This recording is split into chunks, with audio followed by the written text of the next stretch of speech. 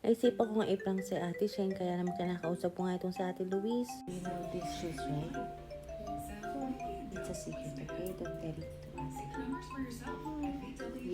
It's for Papa, okay? Don't tell it to Ate, okay? So yun guys, ma-prank ko si Ate. Dumating na kasi yung sapatos niya. In-order ng Papa niya. So, lulukoyin ko ito, ipapalit ko. Tignan natin kung ano magiging reaction niya. Papakita ko siya.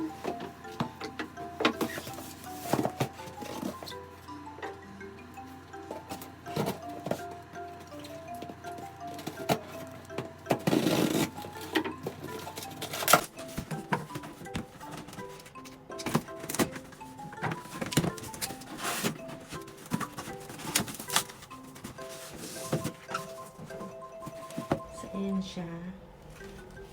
Ito yung Dwayne Wade. Yung Dwayne Wade.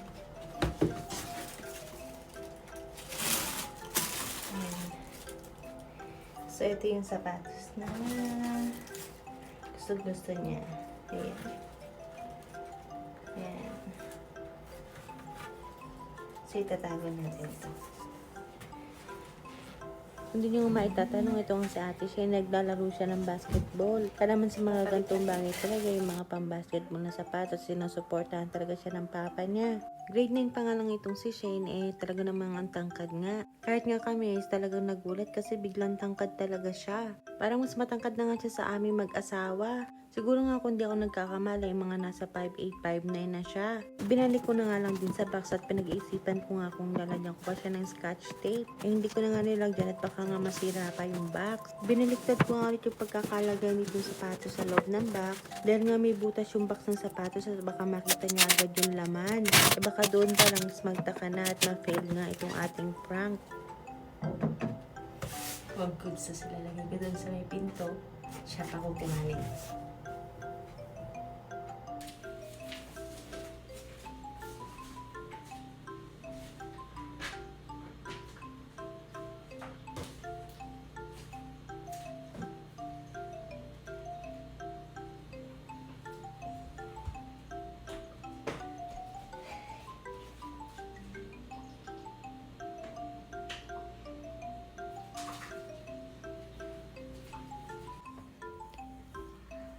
So yun guys, nailagay na namin dun sa labas. Ay, nailagay ko na sa labas.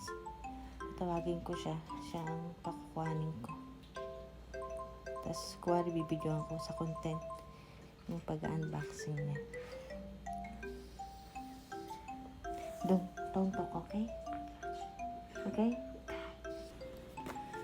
So yun guys, tatawagan ko na siya. Sa messenger.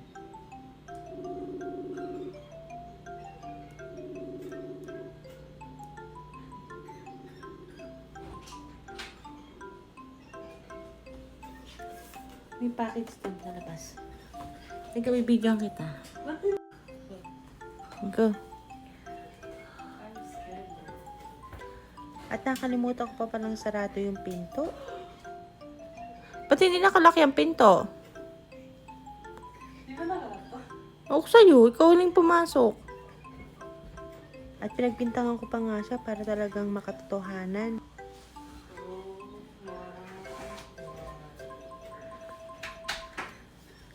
At yan pa nga lang, may idea na talaga siya kung ano yung laman ng box. You have idea? Ha? Yeah. So, Gusto mga ilaw doon?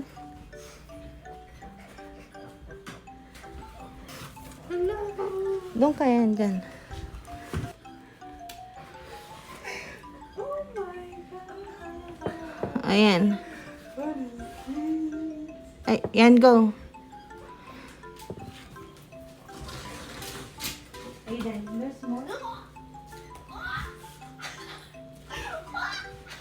Baka matusok.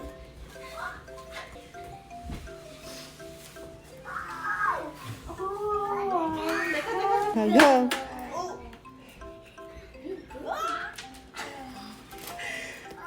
ay!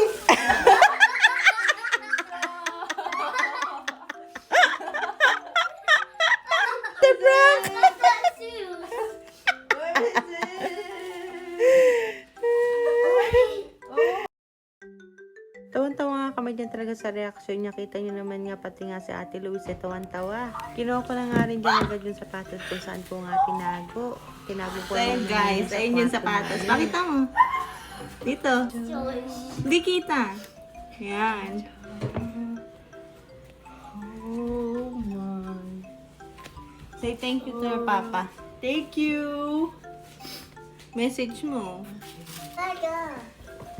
Kabang-kaba ka tapos eh. Ba't parang hindi tita? Nakakatuwa lang talaga, ang sarap sa puso pagka ganito nakikita mo nga na masaya yung anak nyo. Kung kahit sa mga simpleng bagay lang na ganito. Oh my god. See? It fits right. May space pa? Yeah, it's here. Sinukat nga lang din niya agad kasi nga kinuha niya size is 9.5. Ang regular kasi kinukuha niya talaga sa sapatos is size 10. At saktong-sakto nga sa kanya itong size na to. We prank ate? Come here. What? Come here. What? We prank ate? Yeah. Good job. You're best actress. Ha? Kaya pala bukas yung door. Oh, you too, you're best actor. Come. Mama, I don't have my... It's okay. Say bye na, bye. Bye.